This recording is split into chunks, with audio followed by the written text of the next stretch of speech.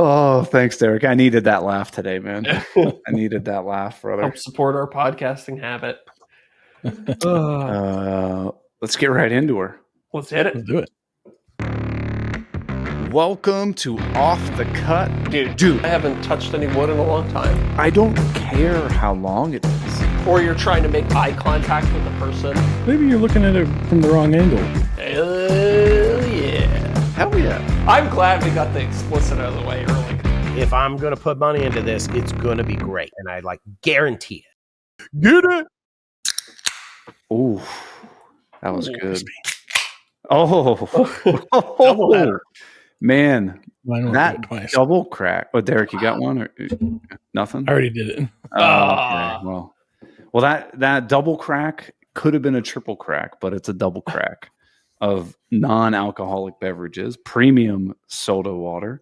Means that you are now joined up. Oh my God. You have now joined Off the Cut episode 161 for Tuesday, April 22nd, 2025. The year of our Lord and Savior, Jonathan Katz Moses, over at camtools.com. Now that's good branding. Yeah, you like that? Yeah. He was speaking of Jonathan Katz Moses over at camtools.com, who runs a website that's for woodworkers by woodworkers, and it's known that if it's in their store, it's in their shop. Speed read. Yeah, did you like that? That was fast. That was good. Did you see his Instagram story today? No. You see if it's still up. Checking. He is working on his new product launch. I'm assuming we're allowed to talk about this because he posted on Instagram story the other day. So sorry if we're not, Jonathan. He has a completely new modular French cleat variant system that he's been 3D printing a million things. And he was showing off all of the desiccant that he uses in his 3D printer, which for anybody who doesn't know what that is, it's those little balls that come in your shoes that they tell you to not eat. It looks like sugar packets. Yes. He had to have had 15 to 20 liters worth of desiccant that he was showing about how he's like, yeah, I just went through and drained all the old desiccant out and added new ones in, and you could see how much moisture they have absorbed and stuff like that. It was pretty interesting. You know, the fun stuff about that desiccant is that it depends on the type, but a lot of them you can bake it in the oven and remove all the moisture and reuse it. I put it in my filament dryer. Oh, there you go. That's so when I put my filament in the filament dryer, I put the little spool thingy in there that has the desiccant inside of it. Yeah. And I'm sure that sucks out the moisture of that too. Yeah, definitely. And every once in a while, 30 printers going. I know. 30 printers. Huh? Wow. It's crazy watching that story. Well, anyway, we'll get back to that. A portion of all of the proceeds of sales from camtools.com goes directly towards the Katz Moses Woodworkers with Disabilities Fund, which gets tools and resources into the hands of folks who need it most. Hell yeah. And speaking of getting resources into the hands of people who need them, he also gives us a $50 gift card to give away to one lucky Patreon supporter every single month. Yeah. Well, how do I sign up for that? Well, you go to patreon.com/offthecutpodcast. Is that the URL? I don't know if that's the URL. Yeah. Right. And you hit the join now button. Okay. Oh, it has to be a paid tier because the free tier we can't turn off and you don't get anything. Correct. I don't know why the free tier exists. I don't think you get anything other than maybe theoretically showing us a little bit of support. I think I turned it off. Oh, you did? Okay. Oh, I think so. I tried to turn it off, but I couldn't figure it out. They changed it. They moved it. Yeah. But Zach, why would I even... Okay. Besides the $50 gift card, why would I want to go to patreon.com/offthecutpodcast? Well, to get access to the bonus show or the after show or the exclusive after club show. Okay, and what is this? What's this? This is a whole other podcast that we do after the main show. We sit around, we talk for an additional 45 minutes, an hour, and we get a little spicier. We're not worried. It's behind a paywall, so we can say all the crazy stuff that we want to say on the main show but can't. So, what if I have questions? Oh, well, there's two options. You can send them in via email, or you can send them via Discord. Or if you really want to be extra sneaky, you wait until we do one of our monthly BYOC calls, and then you ask us directly on a live call. So I get to hang out directly live with the three of you guys? Correct. I don't know why If you check anyone out would our ever pay last for after that. show, you get a little preview of that too. Oh, now, what if I join today? Can I go look? Can I watch all of the previous episodes of the after shows? Of course, they're all available as an archive. If you're a fan of this podcast and you're like, I've listened to every single episode and I want more, Patreon is the place to go. Because You haven't even listened to the half of it yet. Exactly. You will literally double up on your number of podcasts, maybe even more, because sometimes there's like 2 after shows, I think. Yeah, or we've I had gotta some correct after you, shows though. that are 2 hours. Yeah. One after show that is missing. There is that infamous missing episode. Oh, the missing episode. Yes. Only the live crew got to enjoy. Well, are you referring to the episode that's available on patreon.com/offcutpodcast where Zach got too drunk and we couldn't air it? No, that one's available. Oh, that one's available. Oh, okay. Yes, Okay. that one's available. But there was a couple that I think we lost for technical reasons, wasn't there? Well, that was Mark's fault. Yes. Oh, yeah. Mark Rayson's fault. Remarkable. And maybe that was Woodworks. before we were live streaming everything. Because I believe it was. Oh, Yeah, It was way back in the day. But I'm working on a project with him a couple weeks from now, where we're gonna like completely rebuild the outdoor patio for a restaurant that's near me. Really, this is Okay. exciting. Tell me, Yeah. tell me Yeah, it's more. fun. Okay, So how did it's, this come about? What are you doing? What's the timeline? It's a partnership that I've done for the last 3 years with a company called MicroPro Sienna. They make the brown pressure treated wood that everybody prefers to the green gonna be my pressure treated question. wood. Yeah, so less arsenic. Yeah. I actually don't. I think literally the only difference is a very strong dye that they put in it. It looks prettier. It looks so much better than the old stuff. The old stuff was green and it was. It's that copper stuff. Yeah. Well, there's been a few different phases of pressure treated wood. There was the arsenic stuff, then there was the copper stuff, and I think this new formula is even different than that. But anyways, sufficient to say we are working on a partnership with them, and they call it the Sienna Squad. It's me, Mark, and one other guy, and every year we get together and we do like a big project together.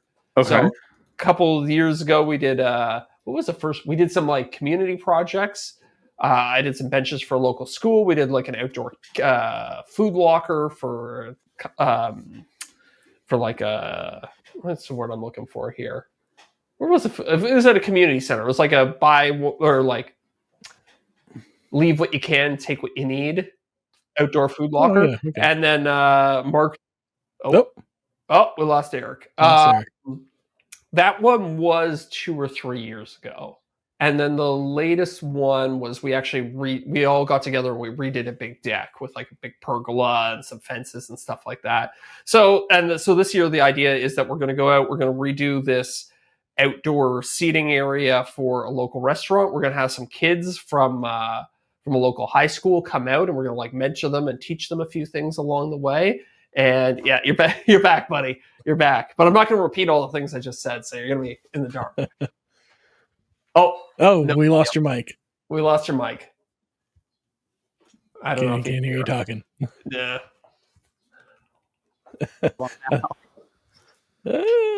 Kinda. Well, I think it's coming out of your There we go. headphones. There we go. Mike, check. There check. we go. Yes, you're back. Good Lord, sir. You're back. Proceed. What This happened? is Was there a off the lightning rails. strike directly on No, your I was internet trying to lines? move I'm in lounge mode, so I tried to move my laptop closer, which then unplugged my HDMI cord, which then made my laptop think that it was in sleep mode Mm-hmm. because it's Been there closed before. like clamshell. But I'm Been there sorry. before. I'm sorry. But so how is it getting back into building something with wood? Is like, it's kind of fun, isn't it? It's fun. This is much more of like a construction oriented project. We're going to take 3 days and we're going to try and redo this whole thing. So it's going to be like very high pressure, very, I don't know. It's going to remind Is me that of a being pressure like treated wood pun? Yeah. Definitely. It's going to remind me of being back in the home building world. And Bryson comes out and he shoots it all too. So we don't even have to, it's nice. We get to just focus on building. We'll take like 5-minute breaks throughout the day and give like little tips and stuff like that to the camera. But then the rest of the time we just spend building and having a good time with one another. Now tell me this. You got Rayson coming in, helping film this whole thing. Mm-hmm. Do you feel like you're like unbelievably aware of like, hey, Bryson, I'm about to sink this screw in. Like, come over here, or do you just go? I just go. I trust Bryson to a pretty large degree to capture all the things that need to be captured, and also like we're going to be out there for 3 days building, and I think they're hoping to get like 9 reels from it. So generally, like we're each going to share some tips. So I might give Bryson a little bit of direction, like, hey, like I'm going to share this tip about how if you like, I don't know, hold a laser level and you can plumb up your 4x4s or something like that. Sure. I might be like, maybe we should capture it from this angle so you can see what I'm doing and stuff like that. But most of the filming is just going to kind of be like B-roll or what's the, like sizzle reel stuff. Yeah. So kind of comes down to how Bryson wants to cut it together at the end of the day to make it look nice. And also, you've worked with him for 4 years now? Yeah. That's the thing. Like, he's been editing my videos. He's been editing Mark's videos. He edits Clayton's videos. Yeah. So he's pretty knowledgeable about woodworking now. Like, I think he kind of gets it. He sees what the process is like. He knows when I share a tip how I kind of like to show it. So I don't even need to tell him. He's already edited together hundreds of different takes of me sharing tips. I love it. That's one thing I need to get, but it's so nice to take the pressure off of filming. Like, not to worry about that at all. You don't have to worry about that at all, and it allows you and Mark to just make this. Yeah. Totally. So, like, did you guys like model it up in Fusion or anything beforehand, or are you just kind of winging it, or did you do pen and paper? Like, so we met there last week and did like a site visit where we're taking measurements. The previous years we've done this, we've had a designer on the crew who worked with us and gave us they weren't full drawings. She would never really give us like dimensions or anything like that, but she would give us like a full render of what the area will look like when it's done. But this year she's not part of it, so it's kind of fallen back on me and Mark to do this a little bit. So we're figuring it out as we go. We have an idea in our heads, but we haven't put it to paper yet. And it's like, I don't know if it's worth taking the time to do it in Fusion or if we'll just kind of make it up on site as we go. So it makes me wonder, you come into a project like this. Mm-hmm. Is it more of a benefit or a hindrance to have this designer be like, Zach, this is what I want you and Mark to make? Yeah, I think the last few years it was kind of a hindrance. Okay. Because the designer has different goals than what we have. We have 3 days assigned, and we have to build this thing. And if it takes longer, then we have to come back for extra unpaid days.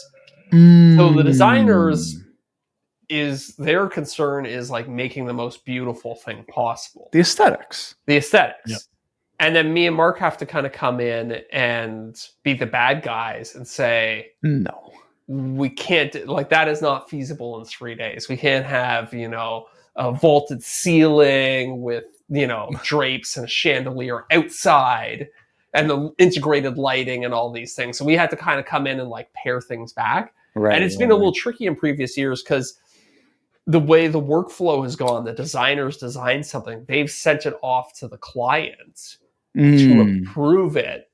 And then, or like whoever was actually going to end up with the thing. And then me and Mark have to kind of come in and like pare it down and then deliver the thing that looks significantly less impressive than the design the client originally saw, which has been a little tricky. Yeah, that kind of reminds me of back in the day when I didn't do it a lot, but build stuff for clients. I made the mistake of like, I would design it in SketchUp and this and this and that. And I give somebody like a drawing that's like, oh, this table is going to be I'm making this up, 34.25 inches tall. And it's this and this and that. I had people be like, this is like 1/8 of an inch shorter. Like, yeah. Dude, be careful what you give clients. Like, yes, you know what I mean? Like, if the designer was like, okay, I need you to do it this, and the radius of this curve needs to be an Mhm. 8-foot radius, and this and this and that. Like, you could almost get in trouble as opposed to just like, I need a bench here that's about like 4x8. Exactly. And then anything that you do that fits in the constraints, you're fine. Yes. Yeah, exactly. So Yeah, it's managing expectations is something that I think as an entrepreneur, you kind of have to, it's a skill you have to build over time. And you are going to build it by making mistakes and setting unrealistic expectations with people and realizing like, oh shit, I shouldn't have done that. Oh, there's the explicit. there's the explicit already. But I mean, the same thing happens in like the content side of things too, right? Oh, for sure. Like I'm sure you've got it in situations with brands before where expectations weren't properly managed and they thought they were Yeah. going to get more from you than they did, or you thought they were expecting less than they were. Mhm. So it's always a negotiation that you have to be careful with when you're running a business. Sometimes it works in your favor. I don't think we need to discuss the brand, but if you've worked with her, you know who I'm talking about. Her name is Brenda. Oh yes, yeah. I've had her reach out to me and be like, I actually need you to try less because Yeah. I feel bad. She's like, please, next time we do something, put less effort into it. And I was like, that's really weird to hear from a PR agency, but yeah. okay. I haven't had a chance to work with Brenda in a while. Oh, it's been probably 2 years for me, Yeah. but I don't know what's going on with them. But Well, hopefully good things. hey, I had a question for you guys. And Derek, you might be more familiar with it than I am. So I think this is becoming an invite-only thing right now. So I haven't been able to do a lot of research on it. Spotify, which is everybody knows as a podcast platform, Mm-hmm. is rolling out a video feature. And I know what you're thinking. You're like, oh yeah, I click on a podcast, the video starts playing. Mm-hmm.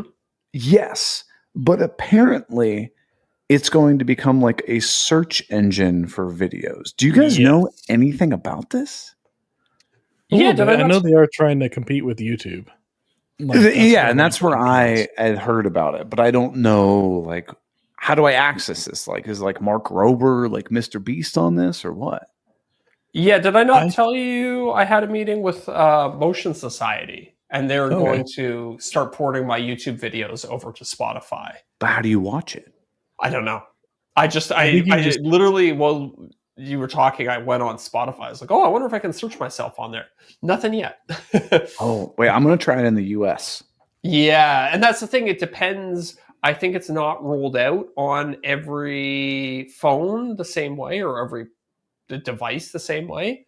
Because I had a meeting with a company that was going to run it, and they showed me decks of. Dude, I see you. Oh, there we go. Okay, so I am on there. It comes up as Zach Builds, and so if I search you Zach Builds, it comes up. Podcast at the top of the screen. Oh, yeah, and then it treats them like a podcast. Today, I set one up for myself as well. Interesting. Everything you need to know in order to build your own subwoofer, and I'm also going to incorporate a really cool. That's my voice. Interesting. I know this guy. He's a clown. They don't. But yeah, I think it treats like you basically create like a podcast channel, but you just upload videos to it. Yeah, and so it's kind of like they're doing YouTube as and everybody's putting their videos under an RSS feed style thing. Right. So outside of there, I think you might be able to find them. Like you could probably find Zach Builds on other podcasting applications, and you would just get the audio, not the video. Really? Whenever I do, because I handle the Spotify for creators back end for the podcasts and other ones. And so I created my own Spotify for creators account and then just shared managerial access from other podcasts to that so that I can manage them all together under one account, upload videos and stuff. And then by default, you have a podcast channel for that account. Like for my Pecan Tree Design account, there's a podcast channel for it. And if you delete that, then your whole channel the whole thing is deleted, and it's a big thing. So you want to leave that in place. For the longest time, I just left it dormant, and then I just put up my last video on there to see what would happen, if anything. I haven't gotten a view on it yet, but it's interesting. Like it's kind of like a weird mash of YouTube and Spotify. If that makes sense. Okay. What I haven't seen yet is Spotify pushing it through the app. Yeah. Like, I think when you click videos, it's still very... Well, I don't even get a video thing on my homepage, but any video stuff, it all seems to be very much like, this is the recording, like this is the video footage from the podcast recording, not this is a video separate from a podcast. Yeah. So. Or you get that thing where it's like, you're listening to one of your favorite Taylor Swift songs, then she pops up on your phone and dances for 5 seconds, but then you go to the next song and it's like a different video of her or whatever. Like, do you guys get that with your music? No. Oh, I don't listen. I don't use Spotify for music though. I don't either. I use Google Music or YouTube Music. Okay. Yeah. So, like, I don't know. I don't know. I know Taylor Swift has it. It's not every artist. So, like, if I go on, it's not the music video. It's no. Okay, so like, here's some Taylor Swift. Careful playing. Yeah. So, like, it's her just like dancing for a second, and it'll like just kind of go back and forth. And if I pick the next song, so this one doesn't have it. And then if I pick this one, it's her like dancing or whatever. Interesting. And then it just kind of like loops. So it's like they're all different. And here's like another one that's just like random people like talking or whatever. Like okay, and now if you go back to the one before, does it play the same video clip or is it like randomizing? Oh, okay. So it's everyone has like a specific video attributed. Interesting. Yeah, that's probably whoever her team is that's doing that. Like on the back end. Huh. They're probably incentivizing her to do it too. Right. I think it like maybe makes you like more, I want to see what this video is, and maybe like engages you into the platform more. Yeah. So then you're more likely to engage with the ads between songs. I didn't even think, I forgot that Spotify has ads if you don't pay for the premium. Yeah. Interesting. Yeah, it seemed kind of based on the meetings I had, Spotify wants to start pushing more into the video space. That makes sense, because I know that like a lot of podcasts, like the one I'm most familiar with, I don't personally listen to it, is the Joe Rogan one, and I know that YouTube is huge for that show because people enjoy watching the video feed of it. Yeah. Right. I mean, well, that's why we do the live stream for these, is because some people do like to listen to look at our ugly faces talk. Yeah. to be visually disgusted while they're auditorially disgusted. Yeah, that's interesting. There's so much changes, so many things that are just different every day. I'm curious. Spotify has an uphill battle though, because they're not known as a video platform. The video platform, right? Yeah. But I think this is them trying to get video on their platform. So whenever they do start making steps towards it, they already have a backlog of video to utilize. People know them for it. Because it can't be this RSS feed style that they got going right now. It's got to be something different. Something else, yeah. I have a hard time imagining myself being like, I'm going to settle down. I've got 20 minutes. I'm going to try and find a video to watch. Like, you're looking at your phone. On the left side is YouTube, and on the right side, Spotify. I'm going YouTube every single time, right? Yeah. So it'd be tricky to see. But I guess maybe if you're already in the Spotify app, maybe somehow you navigate over to that video tab. I don't know. The only thing I can see it working for right now is podcasts, but I don't know. Yeah. That is definitely like their primary thing. But yeah, let's see. Yeah, keep me updated on how many pennies you make. Yeah, we'll see. On that. We'll see. And if people are interested, we are putting the video up on Spotify as well now. So Derek's now got this video, so it's not just for the live stream. Maybe we'll start making some money off the podcast video on Spotify. And our after show is video as well, but that's only on Patreon. Yeah. Well, speaking of videos, I put out my laundry room video. What? Oh yeah, It was a 1 out of 10 and quickly Okay. dropped to a 9 out of 10. Oh, that's heartbreaking. Yeah, don't you love that? So, no. How does that? I've always wondered how that works, because that's definitely happened to me before. It's like, how does it go from being great to being shit? But the thing that kills me is whenever you get like thousands of views within like the first hour, and then it just goes to nothing. Well, that I do kind of understand, because I think when you get the thousands of views in the first hour, that's your like hardcore audience. Okay. Those are the guys who like, will tune in basically no matter what you put out. Skin a potato and they're going to watch it. Exactly. And then it goes out to a wider audience. And I think that's when YouTube really starts to dial in based on user retention and analytics and stuff like that. Then it really starts to make the decision, how many people do we broadcast this video out to? Yeah, but that makes sense. The video's doing all right. I put out my, this is shameless plug, put out my first online woodworking course. Yeah. And it's going well. I've got really good feedback on it. Okay. We had a couple technical issues with it. And it was something that I did tons and tons of behind the scenes testing, had no issues with it. I did like a pre-launch and soft launch to some folks so that if we had issues, we could troubleshoot them and whatnot. Okay. I got some people that reached out. They're like, hey, I click on your videos and it says something along the lines of, hey, because of security measures, we can't show this video. And I'm like, what the hell, right? Mm-hmm. So I host all my videos on Vimeo, which is a video hosting platform. Mm-hmm. And so that somebody can't steal my videos and put them up wherever on the internet, I basically have it set so this video can only be shown if it's shown on SpenceleyDesignCo.com, right? Okay. So it's like a domain lockdown thing. Okay.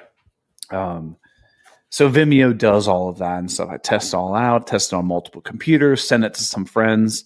I was like, hey, log in, test this. And they're like, nope, doesn't work. I'm like, all right, now watch it on my website. They're like, oh, yeah, it does. So I had some people reach out to me. They're like, hey, I use Microsoft Edge and I can't watch your videos. Oh, interesting. So I reached out to this is by no way sponsored, by the way, Tavelo, which is the hosting platform for the course. Reached out to the guy who's the founder of it. Got a reply from him in 5 minutes. Whoa. Insane. This guy's customer service is ridiculous. Yeah, no kidding. Super, super helpful. He's like, hey, you're doing everything. I'm looking at it on my end. You're doing everything right. And so I did more troubleshooting and stuff like that. Well, on certain browsers, I think Microsoft Edge has these cookie settings and security settings and a VPN that's not really a VPN. Mm-hmm. So what's happening is people are getting on my website trying to watch the videos, and Vimeo is seeing them as not actually being on my website, so it won't show them the video. Huh. So we had to deal with that nightmare of a headache. It's very strange, but it's I think we rectified it. So what was the fix? They have to disable certain security settings or something called Byte Defender or Bit Defender or something. It's kind of similar to on iCloud they have this, or on your iPhone they have this thing called Private Relay, which kind of masks all of your information. Yeah. And it's just sorry, I've noticed that even I had a VPN that I used for a while, but every time I would go to Amazon, it would make me punch in a little CAPTCHA.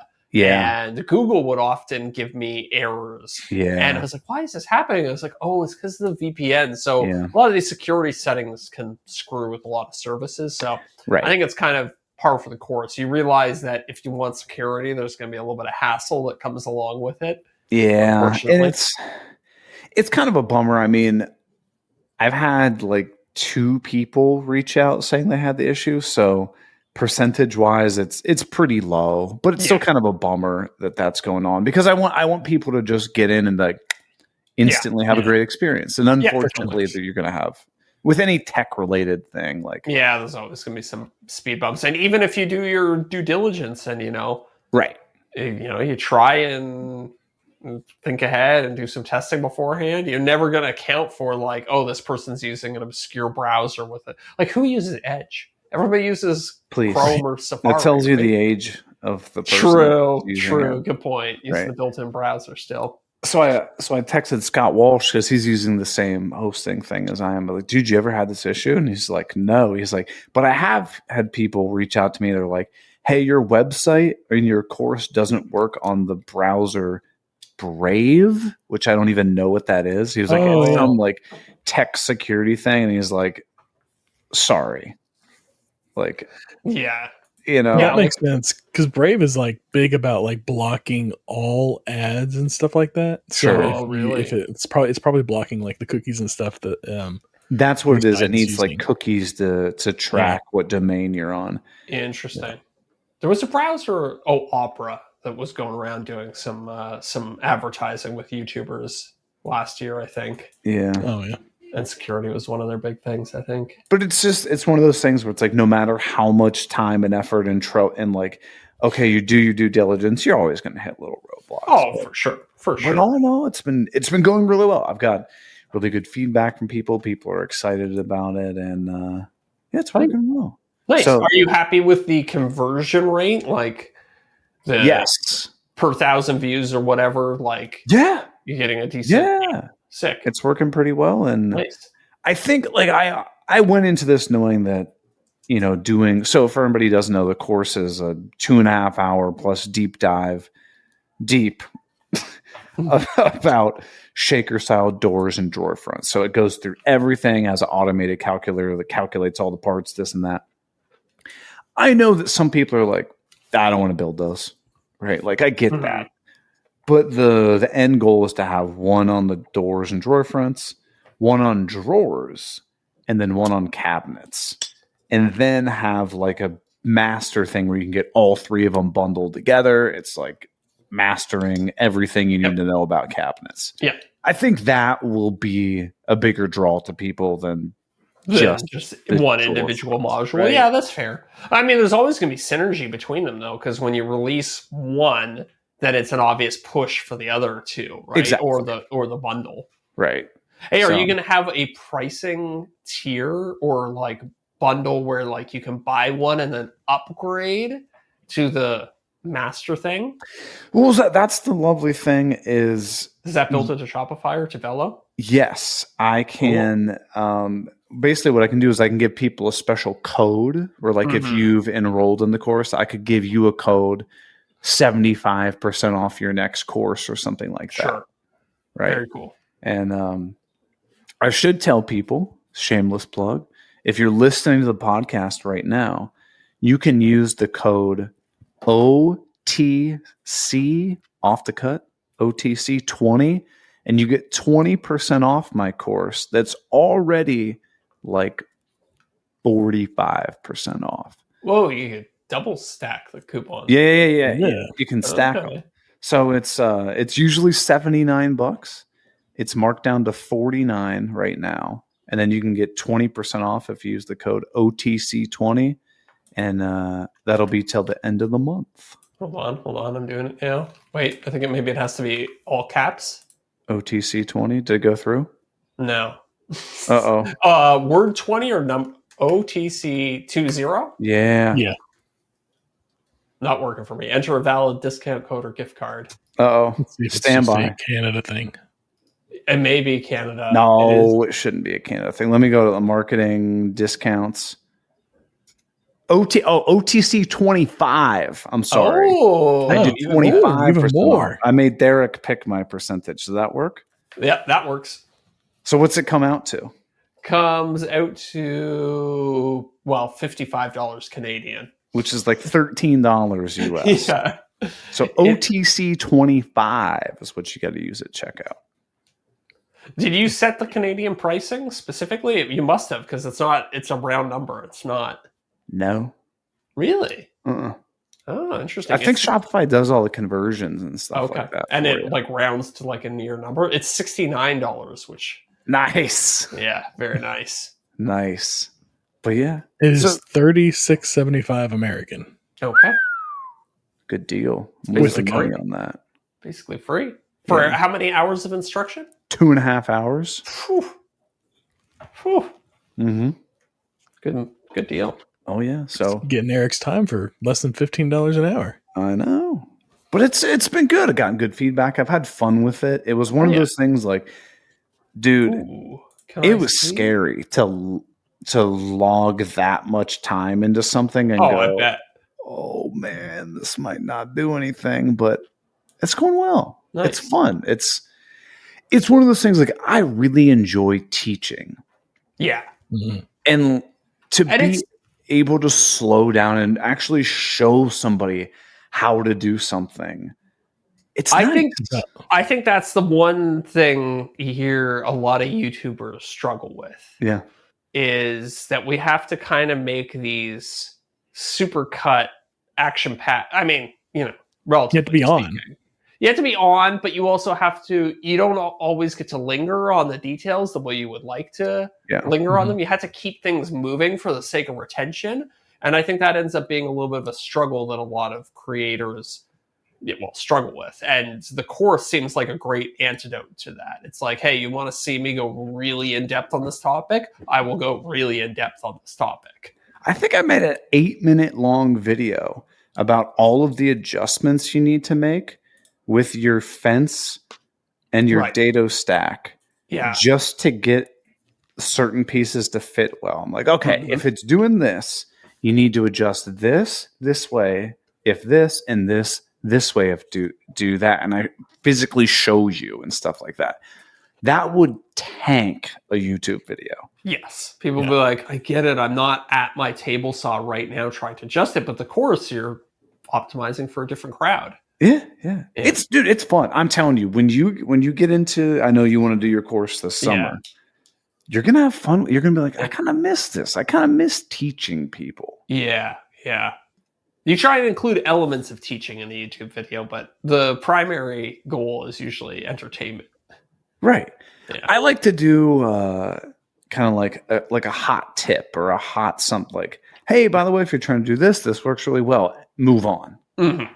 Whereas I could make an entire module about that. Like, Well, the thing is, you do these hot tips and you have to kind of coach it up in an exciting way. So if you want to save a bunch of money, use this bit instead of that bit.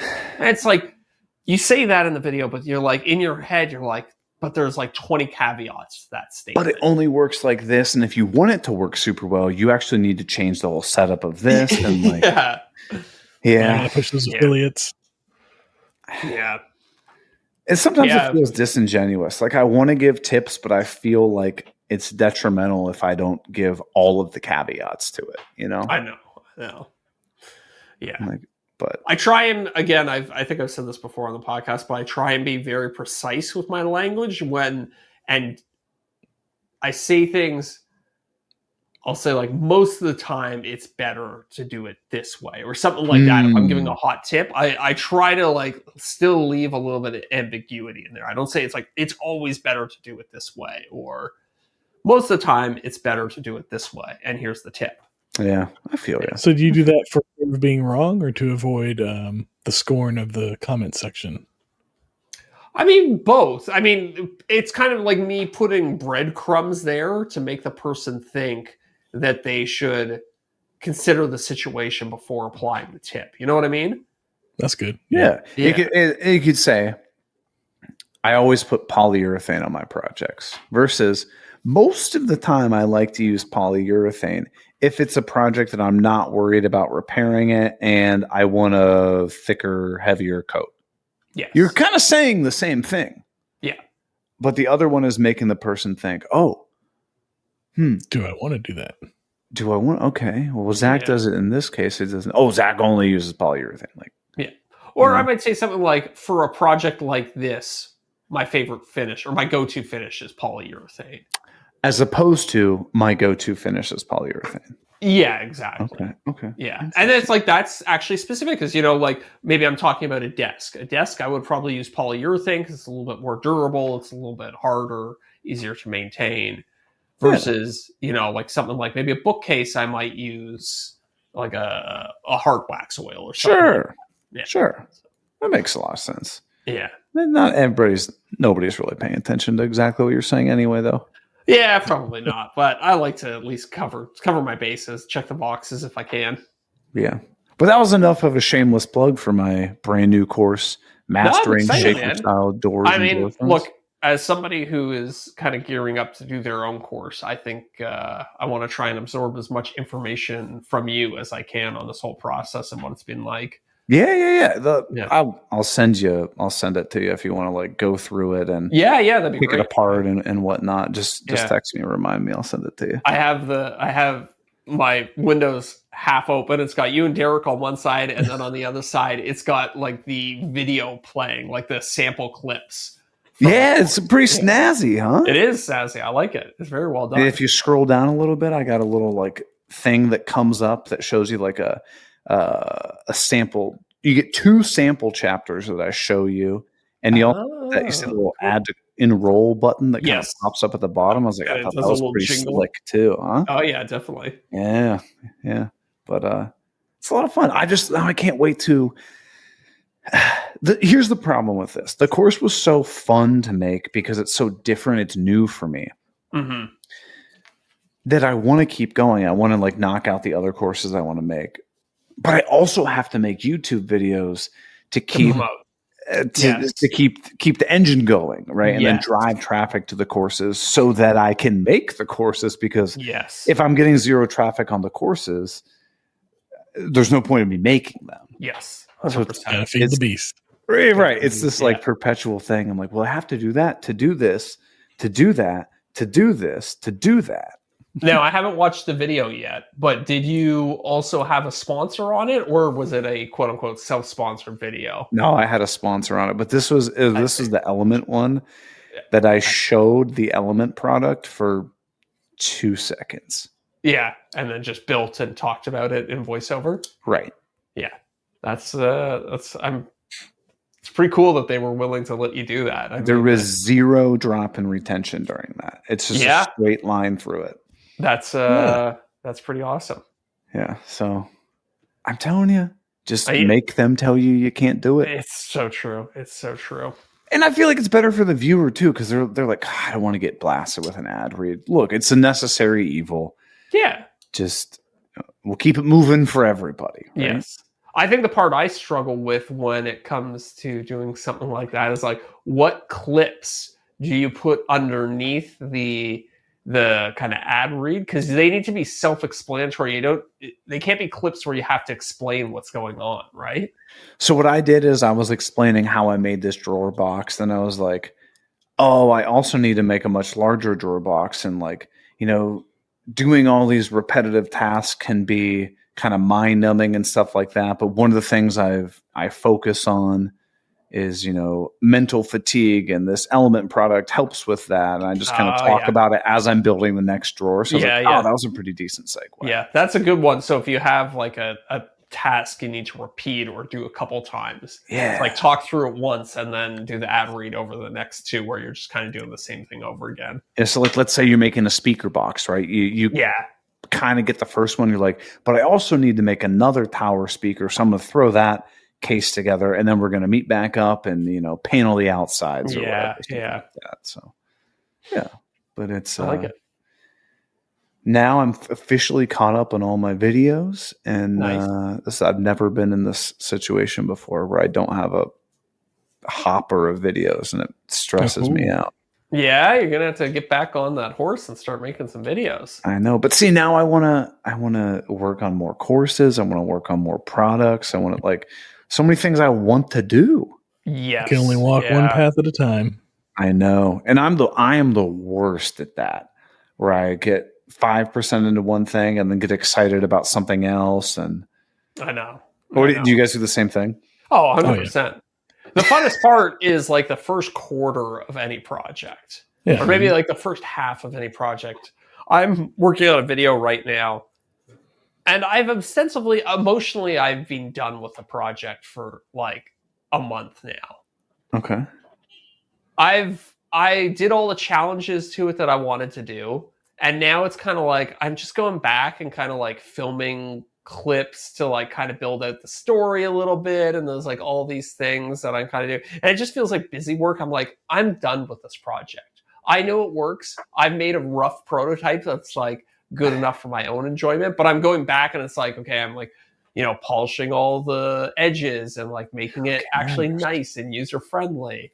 And you're putting lipstick on it. Exactly. But it's like, I'm done. And I still need to like film an outro and all these things that I'm just so over the project and ready to start the next one. I've been really not very productive while working on it. I've been kind of dragging my feet. Yeah. I think emotionally fatigued is the apt description. Yeah. Dude, I feel about like the 60-70% mark. Yeah. Because you're done. Like, you're done with the project. It's like, it works. It's good. I'm ready to move on to the next thing. Because for me, the exciting part is like the engineering and kind of the figuring out, and like, I know it all works. So there's no more questions left for me to answer personally. I just had to kind of prove to the audience now at this point. Right. It's like, I liken it to like, let's say you're a baker, right? And you're trying to make some crazy ass cupcake, right? Yeah. You made one. Yeah. And the cupcake was great. But now for this wedding, you have to do 20 dozen. And it's just like, no. And the icing has to be perfect on all of them. No. Yeah. No, I felt somebody to come in and do that last little bit. Yeah. I felt the exact same way, even before I was in YouTube. Like, oh, I got this wild idea for this table or whatever. But really, once it gets to X percent through, 46% of the way through the project, the rest is just semantics. The challenging part was the first 46%, and now I like have to do all this nonsense just to complete it. You just go through the paces. And you're like, oh, I don't want to do it. Yeah. Like, I bet that's how people feel about like those massive like epoxy river table slabs. The challenge is prepping the slab, getting the epoxy on it. Once the epoxy's on there, what are you doing? You're just trimming it and sanding it and polishing it, and that sucks. Exactly. I feel like I'm at the sanding and polishing point of the project. Yeah. I'm just like, okay. I want to move on to the next thing. Have you considered, like, I know a lot of folks that if they build cabinets or whatnot, they outsource the painting. Yeah. Have you considered outsourcing the like finishing for your projects? It's not really so much, it's like metaphorical finishing. The finishing part is not the thing here. It's like, it's the, I'm writing the voiceover and it's like, oh, it'd be really good if I had like screen capture my Fusion 360. So I boot up Fusion 360, I like rotate the thing, I get the screen cap, I import that into the project. Okay, that's good. Move on to the next thing. Oh, it'd be nice if I had like, I ran into this point where I worked a step ahead. So I 3D printed a part and then I glued a piece of wood onto it. Sure. And I was like, actually, I need a video clip of that part without the wood on it. So now I'm going to reprint another one of these parts. And then just throw it out. And then, take a couple video clips of it and throw it out. It's all these little things that I'm like, But it's important of crafting the video and make it interesting and stuff. But you're saying mentally, you're like, but I want to move on to the next project. Oh, dude, if I wanted to half-ass the video, I could just slap it out the way it is. But I am very much committed to making the best video possible. Yeah. So it's like, I think, it'd be really nice to have that clip. It's like, all right, I guess I could reprint the part. Yeah. It's the not so fun part of being a YouTuber. I think everybody's like, you just kind of capture what you capture and then you try and edit it together. It's like, well, sometimes you like to tell the best story possible. You need to go back and reshoot things. And you need compelling B-roll. Yeah, you need compelling B-roll. You need B-roll that motivates the voiceover that you're talking about and all these things. So behind the scenes confession. Sometimes if I I might be, okay, here's one.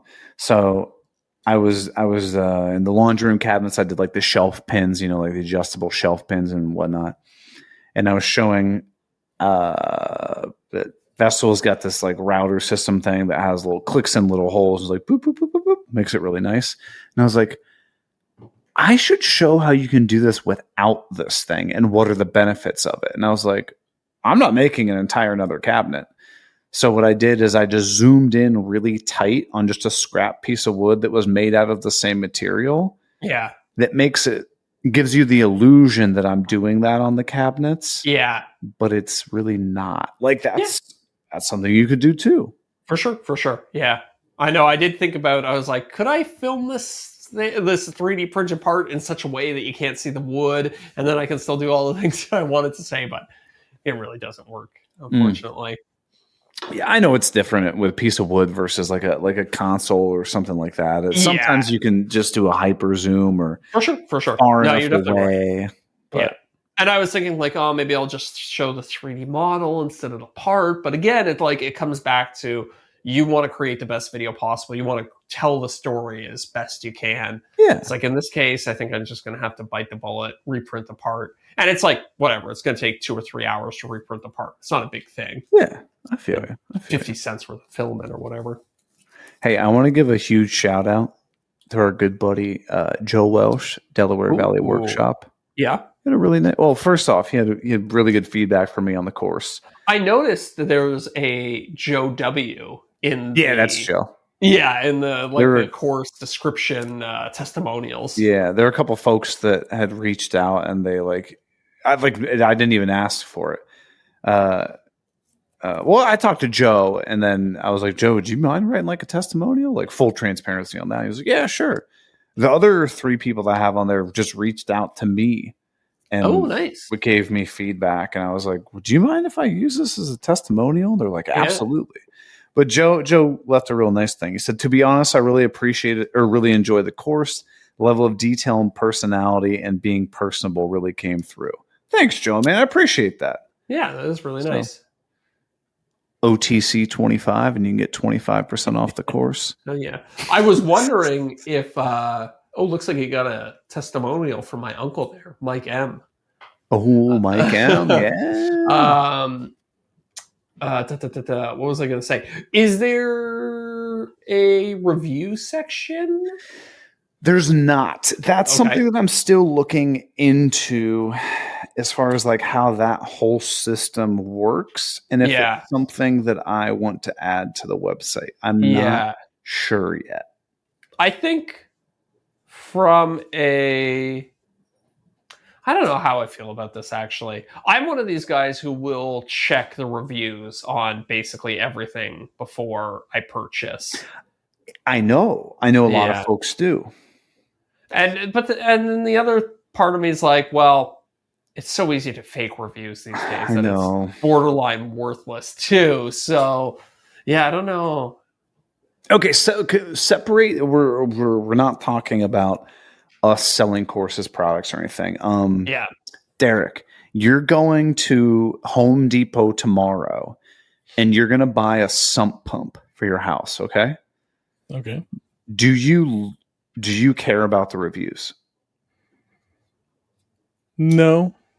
Okay. No, I mean you're not looking up reviews at the Home Depot. If I was going out for a sump pump, I would have probably done my research ahead of time, and I would know which one I wanted before I went into the store. But so in that case, I would be looking at reviews. Yeah. Yeah. Would your research include like going to the product listing page on HomeDepot.com and looking and seeing how many stars? I would look at actually whenever I'm making like a larger purchase or a tool purchase or something like that. Sure. I generally look at $200.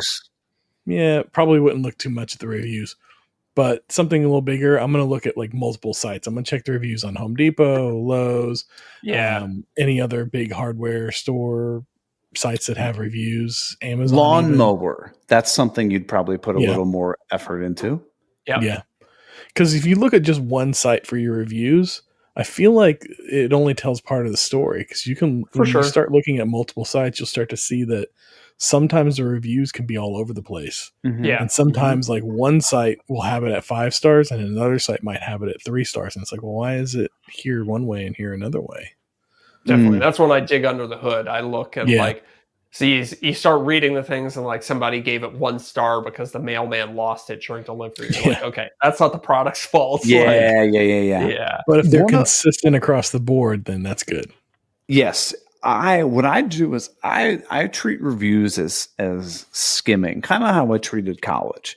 You didn't actually read the stuff. You kind of skimmed it to get the gist of it. Yeah.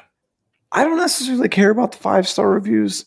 I care about, and I don't necessarily care about the 1-star reviews. Those are people that are just absurdly happy or absurdly angry. The 2, 3, 4-star reviews, that's where you want to spend your time on. Yeah. And you want to see if there's a consistent theme. Oh, the power cord on the sump pump frayed. Oh, the power cord on the sump pump frayed. You're like, oh, I've seen this multiple times. The power cord could potentially be an issue. You know who actually does a very good job of this is Amazon. They have a little like AI summary, and one of I always skim right to the last line because it says common issues that come up repeatedly. I love it. Reviews. Yeah. Like whenever you're looking at a product now, yeah, at the top it'll sometimes tell you this is often returned for these reasons. That one's very handy. I love that. I was looking at a pair of pants the other day, and it was said often returned for being too short. Oh, it actually said why. Yeah. And then Mandy was looking at like a sweatshirt thing the other day, and it said often returned for arms being too long or something like that. Huh. So if you notice when you go on Amazon, you return it or whatever, they say why. Yeah. I think they are actually starting to aggregate that data. That's cool. Which I appreciate. Yeah, they got an AI on the back end that's looking at all that and like determining, because your verbiage may not match up with somebody else's, but it can assess, these are the same complaints, and then put it in a more concise point. It's nice. So I guess what you guys are saying is your general consensus on reviews is kind of similar to mine, where you don't put a lot of credence in it, but it more so alerts you to potential issues that you may have. Yeah, for sure. So just because something has like a 1-star review or a 5-star review doesn't necessarily mean I'm going to jump on. It's just like one data point that you kind of like integrate into a broader picture. Right. Yeah. But something like Google reviews or Yelp or something, like say, I don't know, say you want to go get some sushi. Mm-hmm. I'm probably not going to put much of any credence into people leaving reviews for a sushi restaurant. Yeah. I look at the pictures. That's exactly what I do. Yeah. Because pictures from users, like picture reviews or picture like. I just go on Google Maps and pull up the location, and generally people post photos in there of the location. Okay. And you can kind of see, like, is it clean? What's the food look like? What are they serving it on? Because if it's like a, some places, if they're serving it on like paper plates and plastic forks and knives, I'm like, this is not the place for that. But if it's like a barbecue place, it's like, oh, okay, that kind of works. Yeah, totally. Yeah, you don't want your sushi on a paper plate. I've done the thing where like, I feel like pizza is one of those in general where like you look at it and you can tell whether or not it's a good pizza, right? Oh, it's 100%. You know what it tastes like. You make a perfect point where you're like, yeah, I'm going to look at the pictures. If I go on your pizza joint and I go online and I look at the pizza and it looks awful, I'm out. Yeah. I think there's just no photos. Oh yeah. Especially if it's like a couple years old, it's like, what's going on there? Yeah. I think it's just the review thing is challenging, and I haven't decided where I land on that. It's not that I'm afraid of somebody giving me criticism. It's I don't know how much it adds. Yeah. And I'm unsure. I would default to doing it. It would make me, I think, speaking as a consumer, I think it would make me more likely to order if I could see some reviews. And even if they weren't all perfect, even if some of them were 3 and 4-star reviews. Because a review might be handy, because you might get like a 3-star review and somebody might say, oh man, I really wish Eric geared this more towards beginners. I was a little, as somebody who knows absolutely nothing about woodworking, I was a little lost in this. I might read that review and say, well, I'm actually glad, because I know the basics. I don't need him to explain the basics to me. So even though seeing a 3-star review like that might actually make me more likely to buy it. But what if you like to alleviate your concerns, let it ride without reviews for like a month or so, and then reach out to all the people that have purchased the course and ask them for a review and see Yeah. what they respond with. And if it's generally positive, then switch reviews on and let them go. Yeah, let 'em run. definitely thought about that. Yeah. And so like that's kind of what I mean by like the whole like soft launch of the course, like this this Vimeo security thing, which was actually a Microsoft Edge issue. How do I always say this eloquently? I feel like that would be unfair for you to give me a poor review for that when it's a For sure. security Yeah. setting on your device, if that Yes. makes sense. Yeah, totally. I didn't But that- punt kick the package onto your front porch. That was UPS, not me. Yeah, it's Exactly. like exactly analogous to that. But that's It's you inevitable. just you gotta take that risk, I think. Yeah. And I think, especially like if in a situation like your course, the review, you're not going to have thousands of reviews for people to sift through. I mean, No. hopefully you will eventually, but now it's just going to be probably a dozen or so. People will be able to kind of like, oh yeah, well the issue wasn't with the course, the issue was with the browser or whatever. If somebody left a review about that, Right. And this is kind of helpful to like learn these troubleshooting things. So now I can put steps in there. Like I'm going to have a video in the course that is not hosted on Vimeo. It's hosted on something that's not protected, saying, hey, just so you know, if you go to other lessons and you notice that the videos don't show up, here's what you need to do. Yeah. Like something like that. You have to have a course for how to take your course for people that don't know how to use computers. But you might want to have like a FAQ section, like, hey, like I'm getting the security error FAQ, like, right. It looks like you're probably using Microsoft Edge browser. Try disabling the setting. Try growing up. Yeah.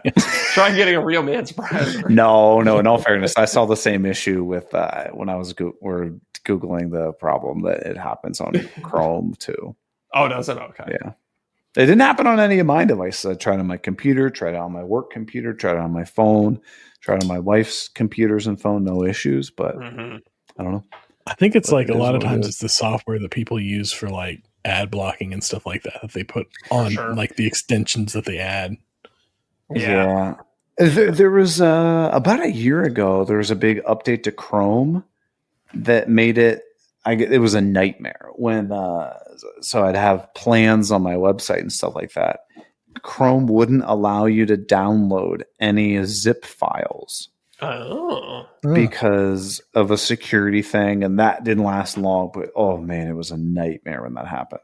Because I would have to send everyone this like link to an article from Google about how to disable the new Chrome zip file blocker thing.